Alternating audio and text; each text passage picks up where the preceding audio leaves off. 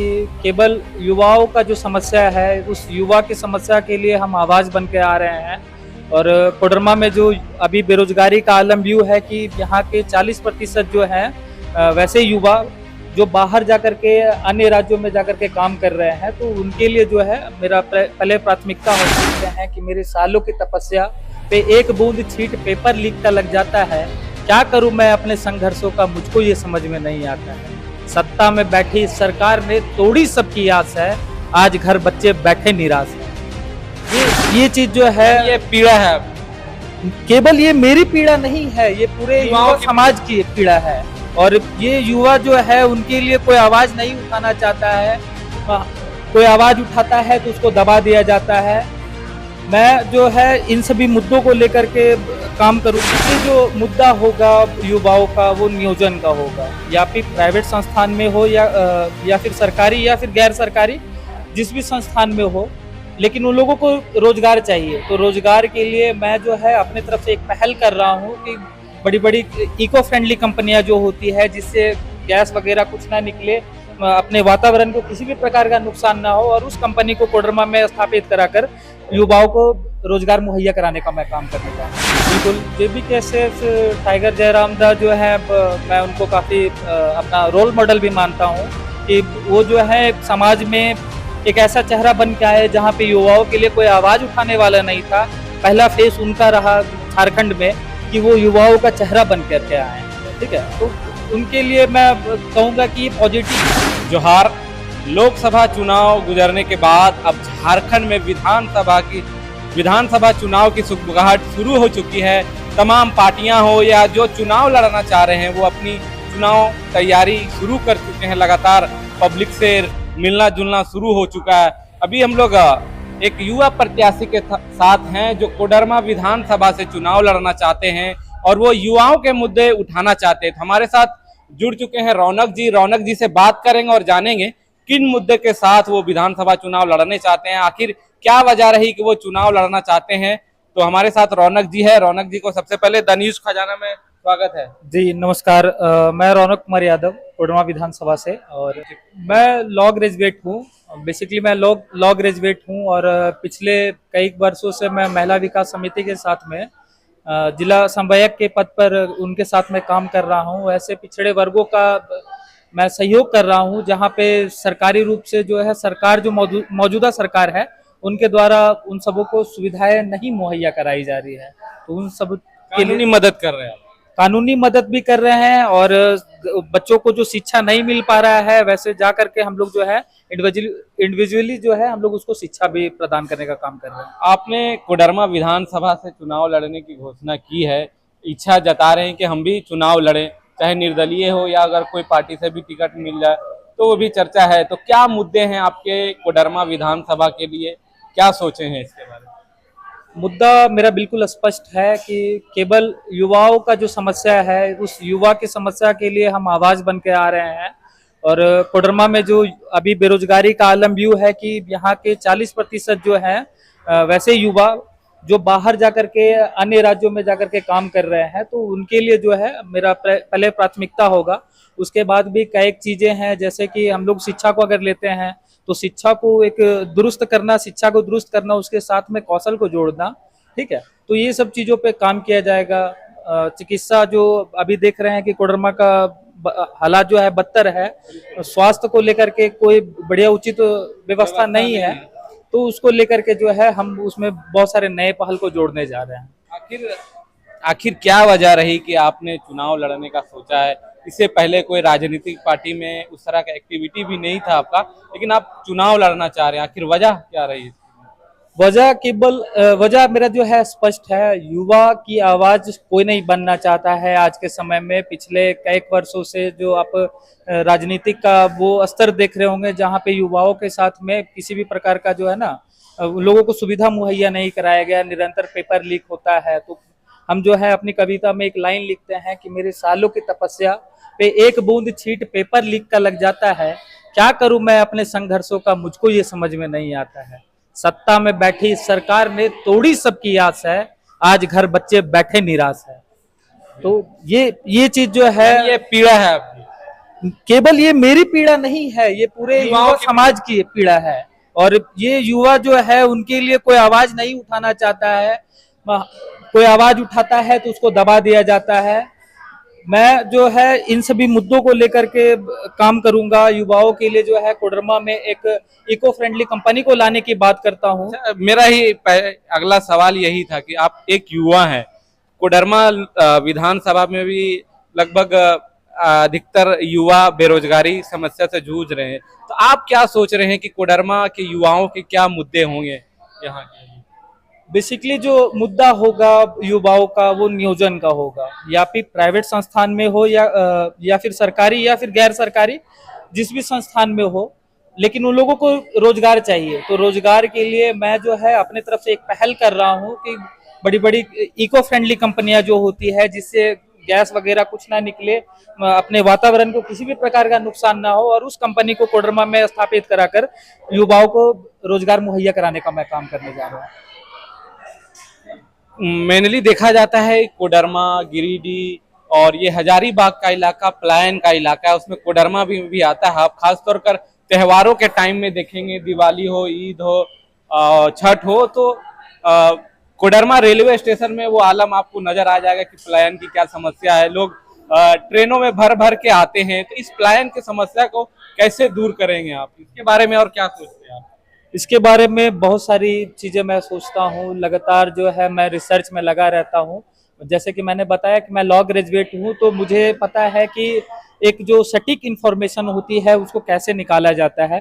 जैसे कि मैंने आपको पहले भी बताया कि 40% ऐसे युवा हैं जो बाहर पलायन कर रहे हैं, वो केवल दूसरे राज्य में नहीं जा रहे हैं, दूसरे देश में भी जा करके अपने घर को चलाने का काम कर रहे हैं। तो ऐसे युवाओं के लिए जो है रोजगार का अवसर को उत्पन्न करना, जैसे आप एक नॉर्मल सी बात आप समझिए कि अगर इको फ्रेंडली कंपनियां आती है तो उसमें कहीं ना कहीं एक कंपनी में 30,000 40,000 युवाओं की आवश्यकता होगी। अगर वो फुलफिल होगा तो कहीं ना कहीं रोजगारी का आलम घटेगा और युवाओं को रोजगार मिलेगा।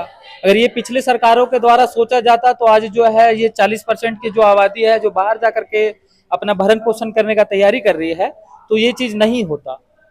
तो इन सभी मुद्दों पे मैं जो है बहुत जोर शोर से काम करने जा रहा हूँ। और लेकिन देखा जाए कि कोडरमा या उससे सटे बरकट्ठा का क्षेत्र में आ जाता है, वो केटीपीएस जो पावर प्लांट है, काफी मजदूर, काफी लोग वहाँ काम करते हैं, लेकिन खासकर देखा जाता है कि जो लोकल लोगों का है वो रोजगार के लिए लगातार लड़ाई लड़ते हैं, लेकिन उस तरह का रोजगार मुहैया नहीं करा पाई अभी। ये कहीं ना कहीं सरकार की नाकामयाबी है। जो मौजूदा समय में विधायक हो उनका वो दायित्व बनता था कि अगर स्थानीय नीति के हिसाब से अगर देखे किसी भी स्थानीय नीति झारखंड में लागू हुआ है, 75% लोकल लोगों को रोजगार मिलना चाहिए। लगभग 40,000 के जो सैलरी बेस पे जितने भी नियुक्तियां होगी उसमें 75% झारखंडियों का होना चाहिए, फिर भी उसे अनदेखी की जा रही है।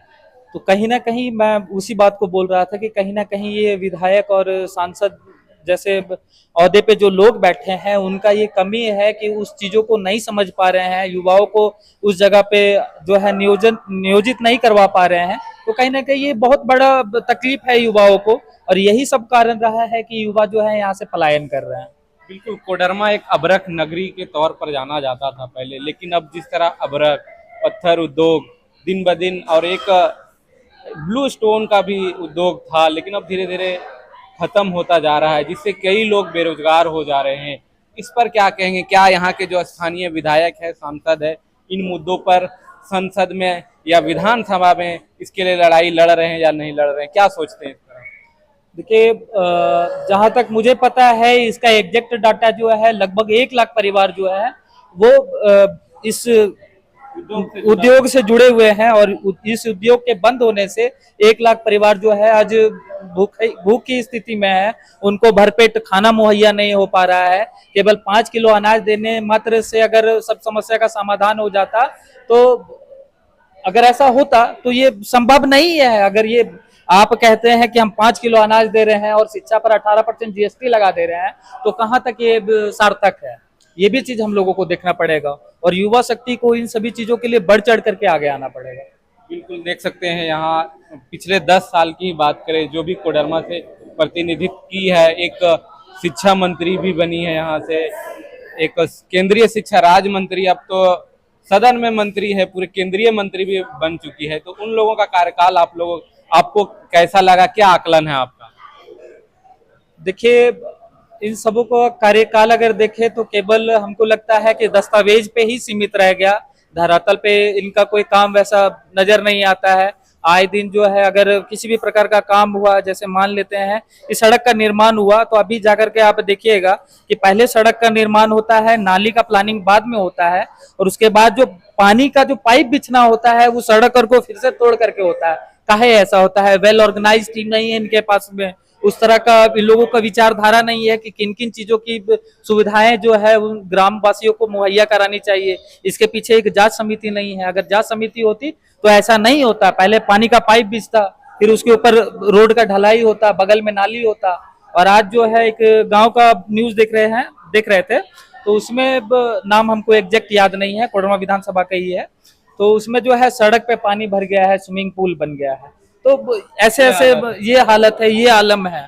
अब हम लोग जो है केवल हिस्ट्री मात्र में नहीं पढ़ते हैं कि हड़प्पा सभ्यता क्या है, हड़प्पा सिविलाइजेशन के बारे में हम लोग पढ़े, तो हड़प्पा सिविलाइजेशन का था कि शहर से जो है पानी को कैसे निकाला जाता है। उनका एक पूरा जो है सिस्टम है, और सिस्टमैटिक ढंग से अगर उस तरह से अगर काम होता तो शहर से कहीं ना कहीं पानी जो है, गंदा पानी रिसाव करके बाहर कर दिया जाता। तो इस तरह का प्लानिंग और विजुअलाइजेशन की आवश्यकता है। बिल्कुल, देखा जाता है कि चुनाव जीतने के लिए बड़े राजनीतिक पार्टी का होना चाहिए, जातीय समीकरण होना चाहिए। आप इस मिथक को कैसे तोड़ पाएंगे? आप एक निर्दलीय प्रत्याशी के तौर पे अभी आ रहे हैं, तो क्या कुछ कहेंगे इन मुद्दों पर? मैं किसी भी पार्टी को छोटा और बड़ा नहीं कह रहा, किसी भी उम्मीदवार को कमजोर नहीं कह रहा। बस मैं एक उद्देश्य लेकर के आया हूँ कि अपने समाज में बदलाव होना चाहिए। कोडरमा विधानसभा जैसे क्षेत्र में जो है ये बदलाव आना चाहिए, और ये निश्चित ही आने वाले समय में बदलाव होगा। ठीक है, जिस प्रकार से मुझे युवा और उनके परिवार का समर्थन मिल रहा है, कहीं ना कहीं ये मैं पहली बार आया हूँ विधानसभा चुनाव में, ठीक है, और लोगों का रिस्पांस देख करके मुझे लग रहा है कि समाज में इस बार जो है बदलाव की बारी आने वाली है। लोगों से कैसे कनेक्ट कर रहे हैं, क्या रूटीन फॉलो कर रहे हैं?